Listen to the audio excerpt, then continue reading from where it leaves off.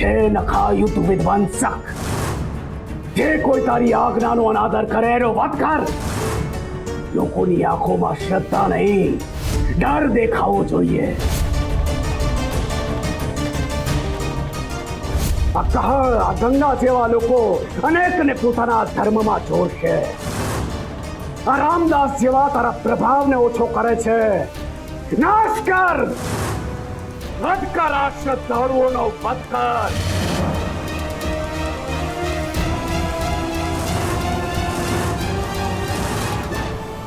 બાપજી, બાપજી જાગો છો? ધ્યાનમાં હો તો હું પછી આવું બાપજી. એક કાળસંગ અને ગંગાની માં છે વક્તુબા.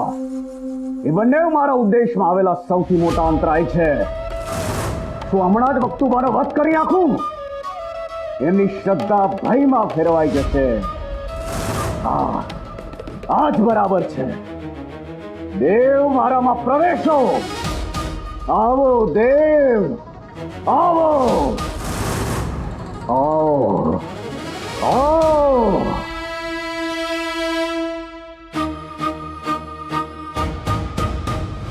બાપજી, તમારી મદદ જોઈએ છે.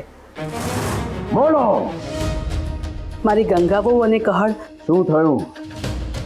બાપજી, તમે કેમ આમ મોઢું ફેરવીને બેઠા છો? તમારી આંખમાં જે નિર્મળતા છે એ જોઈને તો અમારા અડધા દુઃખ દૂર થઈ જાય છે.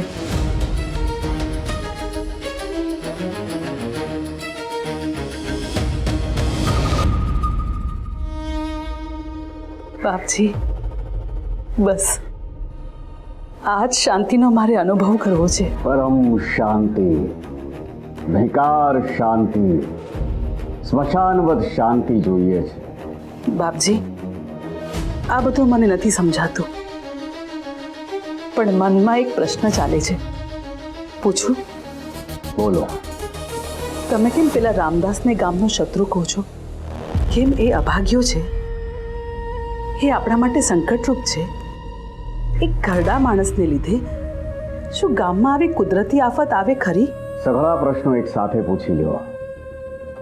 દરેકનું સમાધાન એક જ ઉત્તરમાં છે. બાપજી, તમે જે પણ બોલો છો એ મને સત્ય જ લાગે છે, પણ મારી ગંગાવો મારી આંખમાં જોઈને જે પણ બોલે છે એ પણ મને સત્ય લાગે છે.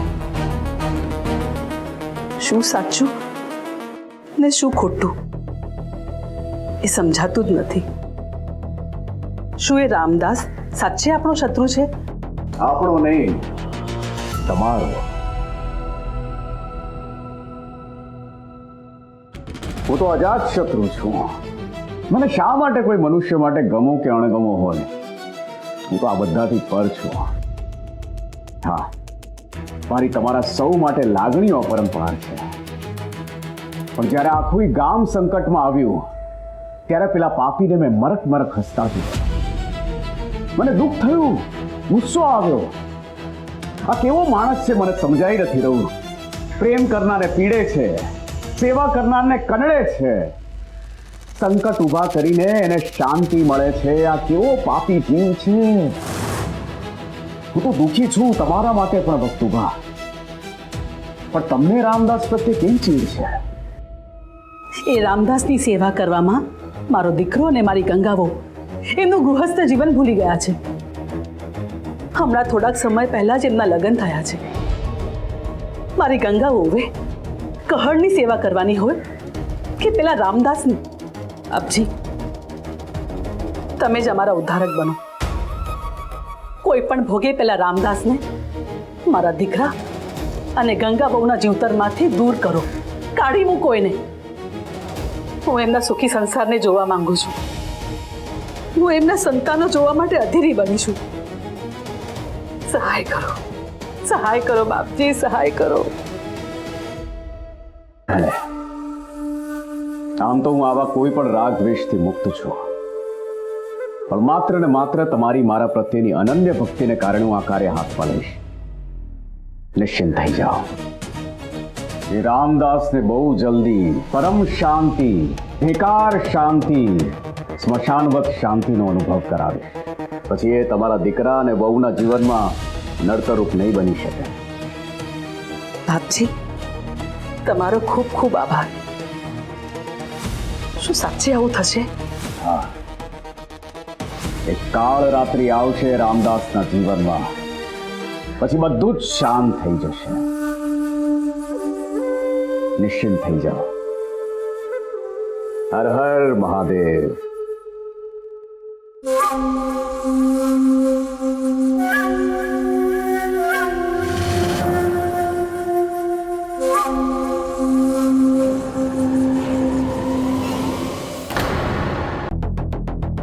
દાદા, આજે તમે જે કંઈ કર્યું છે ને તે અમને જરાય ગમ્યું નથી. અમે તમારી બધી ઈચ્છા માની છે, પણ આજે ગંગા ચાલી પણ નથી શકતા અને એવા સમયમાં તમે એમને એકલા જંગલમાં મોકલી દીધા. એ મને ને મારી માને જરાય નથી ગમ્યું. મેં કોઈ દિવસ એમ નથી કહ્યું કે હું તમારું ગમતું કરું. હા, તમારે શું ચિંતા તો અમારે જ કરવાની છે ને. કોણ જાણે ગંગા અત્યારે કેવી સ્થિતિમાં હશે. જંગલમાં ભૂલા પડી ગયા હશે તો અંધારું થાય એ પેલા નીકળી આવે તો સારું. અંધારાને ચીરીને અજવાળું થાય એના માટે જ હોય છે આ બધો શ્રમ, પણ તમને નહીં સમજાય. એક વસ્તુ સમજાઈ ગઈ છે દાદા, કે એક વાર ગંગા ઘરે આવે ને અને એ ઠીક થઈ જાય ને એના પછી સૌથી પહેલું કામ તમને આ ઘરની બહાર વળાવવાનું કરીશું. ગંગાએ તમારી દિવસ રાત સેવા કરી છે અને તમે માત્ર ને માત્ર એમને પીડા આપી છે. અને હવે જ્યારે એ ઘરમાં આવશે ત્યારે બધી જ સ્થિતિઓ બદલાઈ જશે. મેં ગંગાને દરેક કાર્યમાં એને સાથ આપવાનું નક્કી કર્યું હતું, પણ હવે આગળથી અમારાથી તમારી સેવા નહીં થાય. જો ગંગા હઠ પણ કરશે ને તો પણ હું એની વાત નહીં માનું.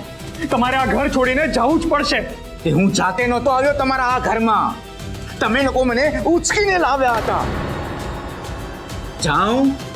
જાઓ હમણાં ને હમણાં જતો રહો.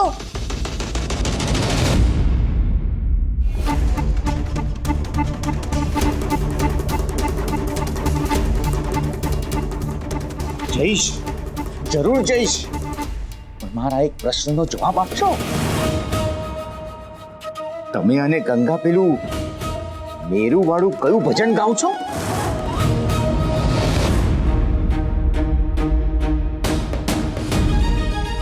મેરુ તો ડગે પણ જેના મન ના ડગે, ભલે ભાંગી પડે બ્રહ્માંડ.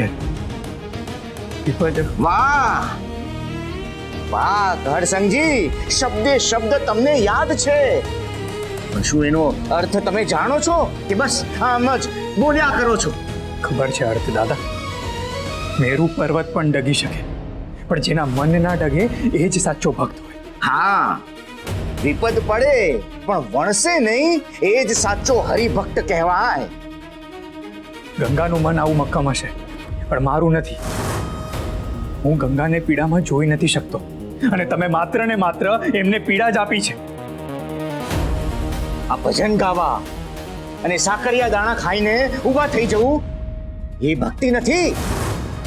એ ભજનના શબ્દોને જીવનમાં ઉતારવા, શરીર તૂટી જાય એટલી પીડા છતાંય ચલિત ન થવું, કંઈ પણ ન સમજાય છતાં પણ આ પ્રભુની મરજી છે એમ માનીને સંપૂર્ણ સમર્પિત થઈને રહેવું એ જ છે ભક્તિનું પ્રમાણ.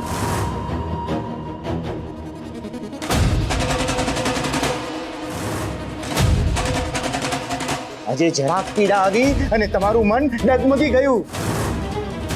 શું આ રીતે કરશો તમે હરિની સાચી ભક્તિ?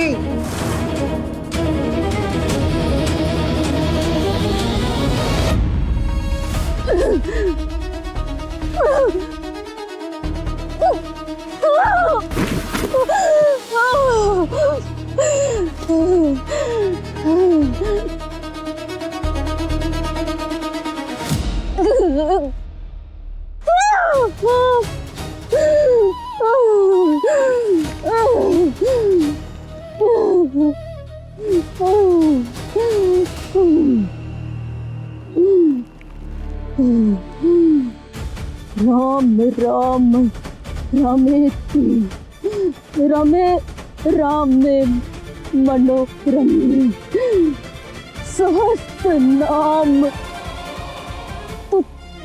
ततुल्यम राम नाम वरानने।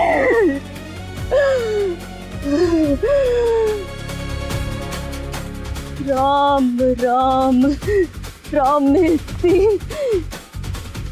रमे रामे मनोरमे सहस्त्र नाम ततुल्यम राम नाम।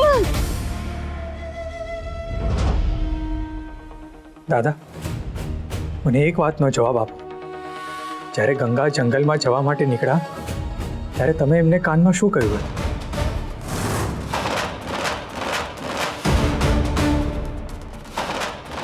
રામ રામેતિ રામેતિ રમે રમે મનોરમે સહસ્ત્ર નામ તતુલ્ય રામ નામ વરાનને.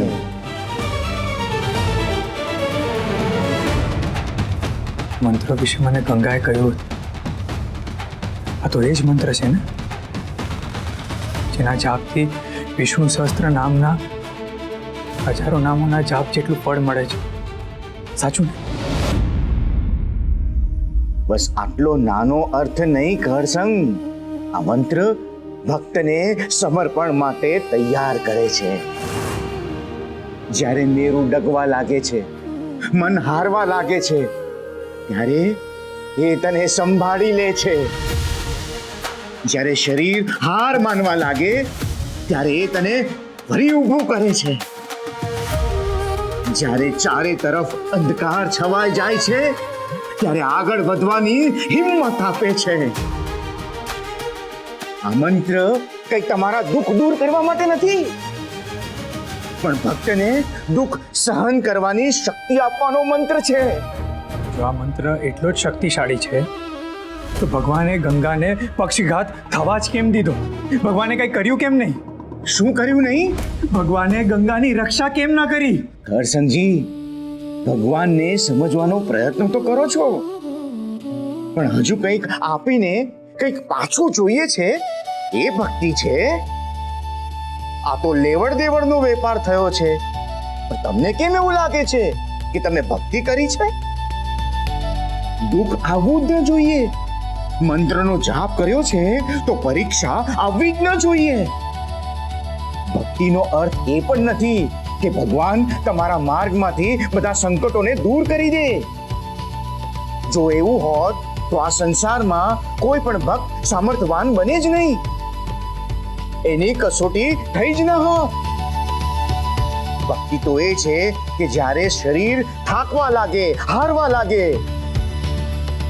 ત્યારે શ્રદ્ધા એને ફરી ઊભો કરે. દરેક જગ્યાએ અંધકાર દેખાય ત્યારે તને આગળ વધવાની શક્તિ આપે. ભગવાનને કઈ કસોટી લઈને આનંદ આવતો હશે કે?